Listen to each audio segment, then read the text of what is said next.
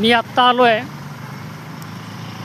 सहकार महर्षी भाऊसाहेब थोरात सहकारी साखर कारखाना लिमिटेड अमृतनगर येथे। सहकार चळवळीने महाराष्ट्राच्या प्रगतीमध्ये मोलाची भर टाकलेली आहे। असाच एक मोठा सहकारी साखर कारखाना अमृतनगर संगमनेर येथे आहे। त्या कारखान्यामध्ये मी आत्ता आलेलो आहे। दिल्लीचेही तख्त राखतो महाराष्ट्र अशी ख्याती असणाऱ्या आपल्या महाराष्ट्रामध्ये सहकार चळवळ ही फार मोठी झालेली आहे आणि महाराष्ट्राच्या प्रगतीमध्ये सहकार चळवळीचा मोठा वाटा आहे। साखर कारखान्याच्या परिसरामध्ये आपण आहोत आणि इथे ऊसाची रोपं जी आहेत त्याची नर्सरी आहे ती आपण बघायला आलो। ही जी रोपटे दिसत आहेत ती ऊसाची रोपे आहेत।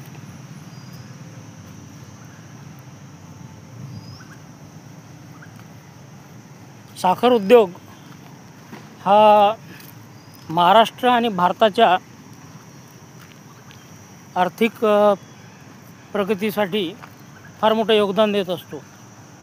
या ऊसाच्या नर्सरीमध्ये सलीम आणि आरती काम करत आहेत आणि ते त्यांच्याकडून आपण थोडीशी माहिती घेऊ। बोला सलीम भाऊ। हां बोला सर। काय कसलं हे काय म्हणतात कोकोबीट काय? हे कोकोपीट आहे। हां नारळाचं आपलं नारळाचं असतं का? हो। आणि मग हे रोपं याच्यामध्ये लावायचे का? हा ऊसाची रोप आहे। हा ट्रे 60चा।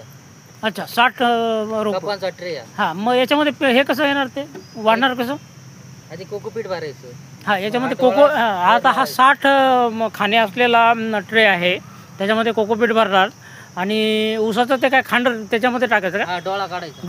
आत्ता जे आरती आणि सलीम भाऊने आपल्याला सांगितलं तो हा जो ट्रे आहे त्या ट्रेमध्ये ही ऊसाची रोपं आली आहेत बघा आणि ही डोळा असलेलं खांड असतं ना ऊसाचं ते तोडून याच्यामध्ये ट्रेमध्ये टाकतात आणि मग ऊस वाढतो। ही ऊसांची रोपे आहेत जे 60 चे खाणे केले होते ना त्या ट्रेमध्ये आणि त्याच्यामध्ये ते खत टाकलं होतं।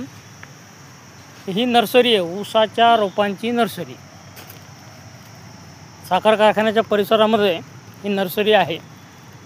हे रोपटे वाढवले जातात, ऊस घेतला जातो आणि मग नंतर साखर तयार केली जाते।